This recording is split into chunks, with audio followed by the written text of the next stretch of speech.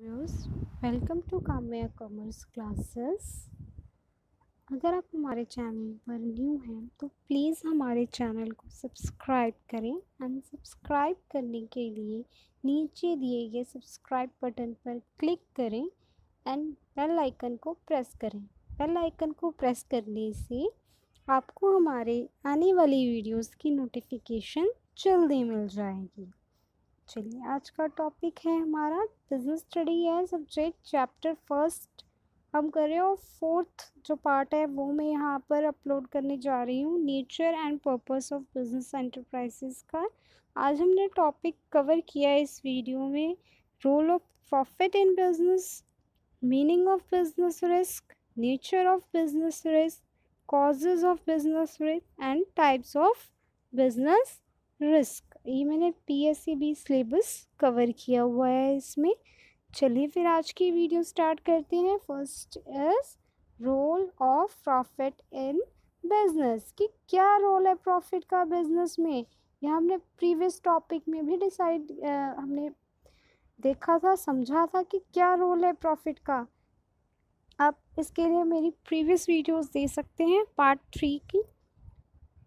क्या रोल है? First of all survival, किस काम आता है प्रॉफिट? सर्वाइवल की, एक्सपेंशन ग्रोथ की, मेजर ऑफ एफिशिएंसी की, reward for bearing risk and gaining reputation और गुडविल के काम आता है। सर्वाइवल क्या है कि हम कैसे सर्वाइव कर रहे हैं मार्केट में, कैसे कंटिन्यू कर रहे हैं अपने बिजनेस को विदाउट लॉस, या अगर हम लॉस इंकर भी कर रहे हैं तो ज़्यादा टाइम के लिए अगर हम लॉस इंकर कर रहे हैं तो वो यूनिट रह ही नहीं सकती, एग्जिस्ट ही नहीं कर सकती मार्केट में, सर्वाइव ही नहीं कर सकती। तो उसको कैसे फेस करना है, उस सिचुएशन को कैसे फेस करना है, एडवर्स सिचुएशन को, उसके लिए हमारे पास क्या होना चाहिए? प्रॉफिट होना चाहिए, सरप्लस होना चाहिए, ताकि हम अपने वेरियस एक्सपेंडिचर्स या different type of situation, recession को जो है हम बियर कर सकें। ठीक है, तो उसके लिए क्या होना चाहिए? प्रॉफिट होना चाहिए। Profit is must in the business. Next is expansion and growth, मतलब बिजनेस की ग्रोथ के लिए, उसको बढ़ाने के लिए हमें क्या चाहिए? प्रॉफिट चाहिए। प्रॉफिट होगा तभी हम एक एरिया से, लाइक हम लोकल एरिया में वर्क कर रहे हैं, अपनी सर्विसेज प्रोवाइड कर रहे हैं, प्रोडक्ट्स प्रोवाइड कर रहे हैं, ठीक है, प्रॉफिट अर्न हुआ आपको, आपने कस्टमर गेन किए, ठीक है, उनकी सेटिस्फेक्शन को जीता, विन किया, उनको सेटिस्फाइड किया, तभी तो आप लोकल से नेशनल लेवल पर शिफ्ट हो सकते हो, अगर आप एक पर्टिकुलर एरिया तक सीमित हो तो। नेक्स्ट इज ये प्रॉफिट क्या इंडिकेट करता है? मेजर ऑफ एफिशिएंसी, कि आप कितने अच्छे तरीके से वर्क कर रहे हो, कितनी अच्छी एफिशिएंसी आपके वर्क करने की। हम किसी आपकी इसी परफॉर्मेंस के बेसिस पे ही जो पर्सन्स हैं, मतलब प्रॉफिट के बेसिस पे ही आपके परफॉर्मेंस को जज कर सकते हैं। तो प्रॉफिट जो है मेन आपका एक इंस्ट्रूमेंट कह सकते हैं, जो कि मेजर करता है आपकी एफिशिएंसी को, आपके बिजनेस के सक्सेस को मेजर करता है। तो measure of efficiency is depend on the profit of the business. Next is a reward for bearing risk, मतलब आपने रिस्क बेयर करने की हिम्मत थी, उसके बदले आपको रिवॉर्ड मिला। Reward is profit. क्या है? जैसे हमने समझा, क्या हमने पहले भी हमने बोला था, more risk more profit.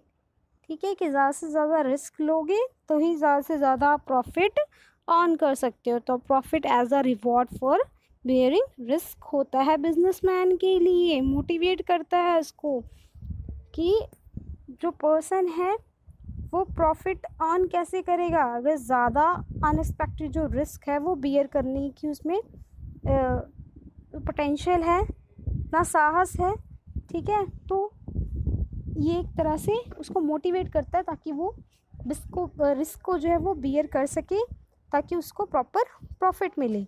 Next is a gaining reputation और goodwill. Gain profit as a, हमने पहले भी देखा, जो ज़्यादा बिजनेस कंसर्न है वो प्रॉफिट अर्न ज़्यादा कर रहा है, तो मार्केट में उसकी reputation as compare to other competitor क्या है? ज़्यादा है, अच्छी है, गुडविल। हमें पता है जो बेटर क्वालिटी के गुड्स प्रोवाइड कर रहे हैं, जो ज़्यादा प्रॉफिट अर्न कर रहे हैं मार्केट में, जो ज़्यादा लोगों की पसंद में है, वही हम क्या करते हैं, प्रोडक्ट यूज़ करते हैं, जिनकी वैल्यू, इससे क्या होता है, हायर प्रॉफिट क्या हेल्प करता है, वैल्यू ऑफ शेयर्स जो उनकी है वो भी क्या हो जाती है, इंक्रीज होते हैं। तो ऐसी कंपनी जिनकी गुडविल अच्छी है, उनको ईजिली क्या है, लोन और क्रेडिट जो फैसिलिटी है वो ईजिली मिल जाती है।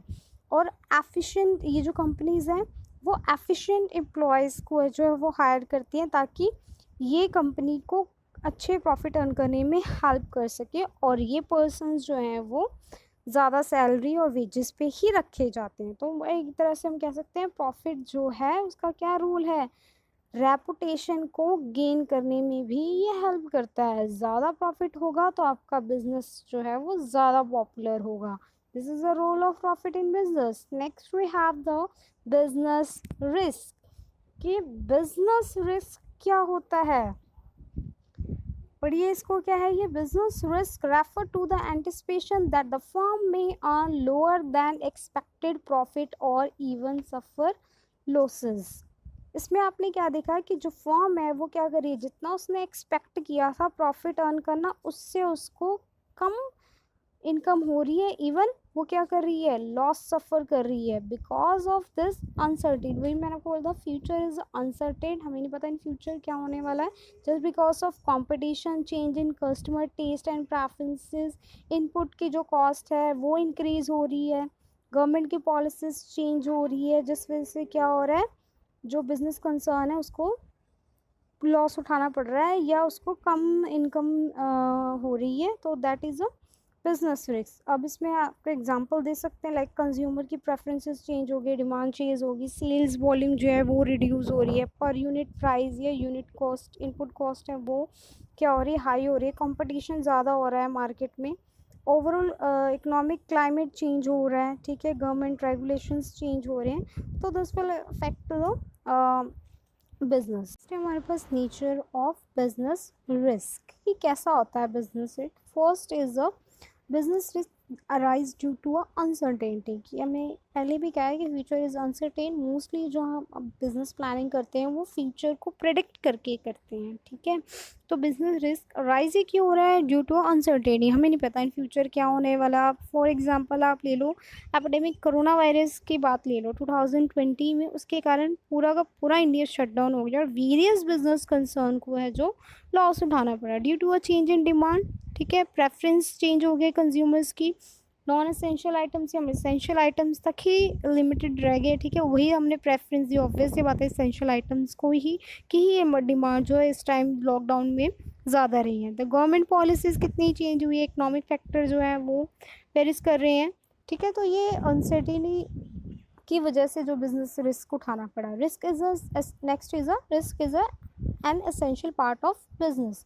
ऑब्वियस सी बात है, रिस्क जो है एसेंशियल पार्ट है बिजनेस कंसर्न का, पार्ट ऑफ बिजनेस है वो उसको रिस्क को हम अवॉइड नहीं कर सकते, बट इसको हम जो है वो रिड्यूस कर सकते हैं प्रॉपर प्लानिंग करके, different type of measurement instruments वगैरह यूज़ करके प्रॉपर प्लानिंग से हम इसको मिनिमाइज़ कर सकते हैं, ठीक है। नेक्स्ट इज फॉर एग्जांपल आप ले लो, ठीक है, जितने भी कंसर्न्स हैं उनको जो भी लॉस हुआ है वो तो सोच रहे हैं कि वो कैसे उसको कम कर सकें, ठीक है, मिनिमम कर सकें। अब गवर्नमेंट ने पॉलिसी निकाली है 33% वर्कर को आप यूज़ करके अपनी जो कंसर्न है प्रोडक्शन है वो आप स्टार्ट कर सकते हो। तो ऑब्वियस है वो सब जो बिजनेस कंसर्न है वो फॉलो कर रहे हैं उसको, तो वो देखेंगे डे टाइम कितनी शिफ्ट्स रखें, ठीक है, जो पर्सन है नाइट टाइम वो कैसे प्रोडक्शन करें, मतलब जितने भी उनके पास रिसोर्सेज है उसको वो कैसे यूज़ करके अपने जो रिस्क है, अपना जो लॉस है उसको कैसे मिनिमाइज कर सकें। Next we have a degree of risk depend upon the nature and size of business. ये ऑब्वियस है कि कितना आपको लॉस हो रहा है वो किस पे डिपेंड करता है कि आप किस टाइप के बिजनेस में हो और आपके बिजनेस का साइज़ कितना है, स्मॉल कंसर्न है या लार्ज कंसर्न है, बड़ी है बिजनेस या छोटा बिजनेस है, उसके अकॉर्डिंग रिस्क उस पर डिपेंड करता है। अब नेचर की बात करें तो इस लॉकडाउन में नॉन एसेंशियल आइटम्स में जो भी डील कर रहे थे बिजनेस कंसर्न उनको कितना लॉस हुआ, बिकॉज ऑफ लॉकडाउन सिर्फ एसेंशियल आइटम्स की ही डिमांड रही है, वही रिक्वायर्ड थी। Next is a profit is the reward for bearing the risk. Obvious है प्रॉफिट क्या है, एक तरह से रिवॉर्ड है कि आप ये जो रिस्क है वो बेयर कर रहे हो उस बेसिस पे, ठीक है। तो ये जो जस्ट बिकॉज ऑफ जो बिजनेस कंसर्न है, अनसर्टेनिटी, फ्यूचर अनसर्टेनिटी के बेसिस पे जो भी वो रिस्क ले रहे हैं अपने, हम अजम्पशन लेके, वो बिजनेस कंसर्न है अजम्पशन लेके ही प्रोडक्शन स्टार्ट करता है प्रेफरेंस के बेसिस पे ही। तो अनसर्टेनिटी को बियर करने के लिए जो उसको प्रॉफिट मिल रहा है, that is obvious a reward for bearing the risk. अब just because of these lockdown, तो बहुत सारी जो कंपनीज हैं उनको बहुत ज़्यादा लॉस हुआ है, तो उसको अपॉर्चुनिटी पे कैसे कन्वर्ट करना है, this is totally depend upon the business concern. पहले सैनिटाइज़र का नेम मतलब होता था बट इतना कोई यूज़ नहीं करता था, लेकिन just because of these situations, just because of corona virus, अब देखो कितनी सैनिटाइजर्स की डिमांड कितनी ज़्यादा बढ़ गई है, ठीक है। मास्क की डिमांड, ठीक है, different type of other health equipment, ठीक है, उन सब की डिमांड कितनी ज़्यादा बढ़ गई है जस्ट बिकॉज ऑफ दिस। तो फैक्टर डिपेंड करते हैं। Next is the causes of business risk. क्या क्या कारण हो सकते हैं बिजनेस रिस्क के? First one is a natural causes, ठीक है, जस्ट बिकॉज ऑफ नेचर जो कॉजेज हो रहे हैं जिसपे ह्यूमन बीइंग का कोई कंट्रोल नहीं है। फॉर एग्जाम्पल, चाहे वो डायरेक्टली हो चाहे इनडायरेक्टली, जो है बिजनेस कंसर्न को लॉस हो रहा है। क्लाइमेट की बात करें, क्लाइमेट चेंजेस की वजह से अर्थक्वेक हो गया, फ्लड हो गया, हैवी रेन्स हो गए, ठीक है, किसी लॉस ऑफ लाइफ हो गया रिलेटेड टू, मतलब आपके एम्प्लॉयज़ या एम्प्लॉयर की जो डेथ हो रही है just because of health issue. Next है property due to a fire. तो ये सारे क्या नेचुरल कॉजेज़ हैं जिसमें ह्यूमन बीइंग का कोई कंट्रोल है। Next is a human causes. Human causes कौन से बिजनेस में? कि आपकी मैनेजमेंट है वो केयरलेस है, मिसअंडरस्टैंडिंग क्रिएट हो रही है एम्प्लॉयज़ के बीच में, उसकी वजह से बिजनेस कंसर्न को रिस्क उठाना पड़ रहा है, लॉस उठाना पड़ रहा है।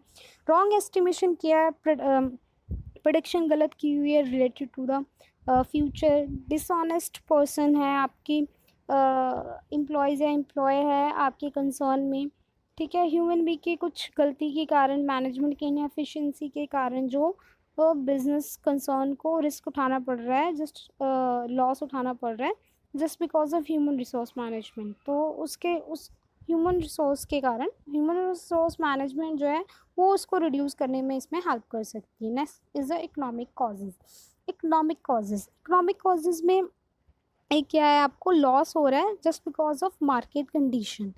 तो इसमें आगे लाइक आपको ज़्यादा कंपटीशन फेस करना पड़ रहा है, ठीक है, और भी कंसर्न है जो मार्केट में आ गई हैं आपका सेम प्रोडक्ट के साथ, ठीक है। वेजेस राइज हो रहे हैं, ठीक है, क्योंकि just because of strike labour के साथ आपके रिलेशन अच्छे नहीं है लेबर्स के साथ, तो उसकी वजह से आपको वो जो उनके वेजेस है वो बढ़ाने पड़ रहे हैं। आपको सप्लाई नहीं मिल रही रॉ मटेरियल की या इनपुट की, जो कॉस्ट है वो इंक्रीज़ हो गई है, रिसेशन पीरियड चल रहा है, उसकी वजह से जो आपको लॉसेस उठाने पड़ रहे हैं वो इकोनॉमिक कॉजेज़ हो गए। आप देखो just because of lockdown 2 to 3 months जो है वो इंडस्ट्रीज़ जो है वो बंद रही हैं, उसकी वजह से जो उनको लॉस उठाना पड़ रहा है, that is a economic cause. Then is a physical causes. Physical मतलब जस्ट फिजिकली आपकी कंसर्न को, मशीनरी को कोई लॉस हो रहा है, ठीक है, टेक्निकल ख़राबी आ रही है, मैकेनिकल ख़राबी आ रही है, उसकी वजह से जो बिजनेस कंसर्न को लॉस हो रहा है। लॉन्ग टाइम के लिए इलेक्ट्रिसिटी जो है वो कट हो रही है, ठीक है। मशीनरी की वियर टीम में जो एक्सपेंसेस जा रहे हैं, मशीन की डैमेज हो रही है, उसकी वजह से जो लॉस हो रहा है। Lack of care of maintaining machines हो रही हैं, उसकी वजह से जो लॉस हो रहा है। एक्सीडेंट हो रहे हैं, जस्ट मतलब machine with in the business जो एक्सीडेंट हो रहे हैं टेक्निकल मशीनरी या इक्विपमेंट की वजह से, वो बिजनेस रिस्क में आ रहा है। Next is a political risk. Political risk मतलब गवर्नमेंट से रिलेटेड है, ठीक है, जो भी गवर्नमेंट पावर में है, पॉलिटिकल पार्टी जो पावर में है उसकी वजह से जो लॉस उठा रहा है, मतलब ऐसी जो पॉलिसीज़ बनाई जा रही है जो कि आपके बिजनेस कंसर्न को एडवर्सली अफेक्ट कर रही हैं, तो वो इसमें आता है। फॉर एग्जांपल अब just because of this lockdown, अगर गवर्नमेंट ने ये गाइडलाइन इशू कर दी कि आपने सैटरडे संडे जो है अपने जो बिजनेस शॉप्स वगैरह है, जो स्मॉल ट्रेडर्स हैं वो नहीं, वो बंद रखेंगे, वो अपनी सर्विसेज या अपने गुड्स जो हैं वो सेल नहीं कर सकते, तो ऑब्वियस आपको गवर्नमेंट के साथ ही चलना पड़ेगा, तो उसकी वजह से जो आपको लॉस उठाना पड़ रहा है, that is a political cause. Next we have the types of risks. So here we have a 2 types of risk, insurable risk and non insurable risk. Insurable risk क्या होता है? a risk that conform to the norms and specification of the insurance policy in such a way that criteria for insurance is fulfilled is called insurable risk. Means ऐसा risk जो specify insurance company ने किया हुआ है, ठीक है, insurance policy से जो डील कर रहा है, जो कि जो कंसर्न है इंश्योर्ड है, जो इंश्योरेंस कंपनी है उसके लिए है कि हाँ अगर इस सिचुएशन में ये लॉस हुआ तो हम उसके बेसिस पे रिस्क जो है वो अमाउंट जो है वो पे करेंगे। मतलब ऐसे रिस्क जो इंश्योरेंस कंपनी जो है इंश्योर्ड कर रही है, ठीक है, वो होते हैं इंश्योरेबल रिस्क। उसको पता है प्रेडिक्ट करेंगे तो इतनी अमाउंट अगर लॉस में आई तो इन फ्यूचर जो कंपनी है वो इतना आपको इंश्योरेंस की अमाउंट देगी जो कवर हो रहा है इंश्योरेंस पॉलिसी में, वो वाले रिस्क इसके अंदर आते हैं, ठीक है। For example theft insurance policy होगी, फायर इंश्योरेंस पॉलिसी होगी, नेचुरल कॉजेज़ की वजह से जो आपको इंश्योरेंस पॉलिसी होगी, ठीक है, मरीन इंश्योरेंस पॉलिसी होगी, वो सारी इसमें आ जाती है इंश्योरेबल रिस्क में। जो कंपनी कह रही है, इंश्योरेंस कंपनी कह रही है कि हम ये रिस्क कवर कर रहे हैं। नॉन इंश्योरेबल रिस्क कौन से होते हैं? ऐसे रिस्क जो इंश्योरेंस कंपनी जो है वो कवर नहीं करती और उस पर जो है आप उस मतलब वो उस पर क्लेम जो है वो कैलकुलेट नहीं हो पाता, वो होते हैं नॉन इंश्योरेबल रिस्क, जो कंपनी नहीं इंश्योर करती, जो अवेलेबल नहीं होती, कोई प्रोटेक्शन नहीं होती उससे रिलेटेड, ठीक है। जनरली ये होते हैं इकोनॉमिक या ह्यूमन रिस्क से रिलेटेड होते हैं। नॉन फॉर एग्जांपल कि जस्ट बिकॉज ऑफ कि आपका जो सेल है वो कम हो गया तो इंश्योरेंस कंपनी आपको पे करेगी, नो, आपको लॉस हो रहा है तो इसमें ऐसा कुछ नहीं है। मतलब लैक ऑफ डिमांड हो गया तो इंश्योरेंस कंपनी पे करेगी, नहीं। कोई ह्यूमन नेग्लिजेंस की वजह से, मतलब ह्यूमन की गलती की वजह से जो आपको लॉस हो रहा है तो उस पर कोई इंश्योरेंस पॉलिसी नहीं है उससे रिलेटेड कि आपके एम्प्लॉयज़ डिसऑनेस्ट निकल गए उससे रिलेटेड, ठीक है। तो ये नॉन इंश्योरेबल रिस्क होते हैं जिसमें कि इंश्योरेंस कंपनी एग्री नहीं करती कि वो इसके अंदर आएंगे। तो हियर वी हैव 2 टाइप्स। बाकी हम डिटेल में हम पढ़ेंगे, हमारा नेक्स्ट चैप्टर है सर्विस से रिलेटेड, उसमें सारा डिटेल में इंश्योरेंस कंपनी का और इंश्योरेंस का कवर किया हुआ है। तो आगे की वीडियोस में वो मैं ज़रूर डालूँगी, ठीक है। तो अभी तक के लिए इतना ही। Thank you for watching and मुझे मोटिवेट करने के लिए प्लीज़ मेरे चैनल को सब्सक्राइब करें एंड वीडियो को लाइक करें एंड बेल आइकन को प्रेस करें ताकि आपको आने वाली वीडियोस की नोटिफिकेशन मिलती रहें। Thank you so much.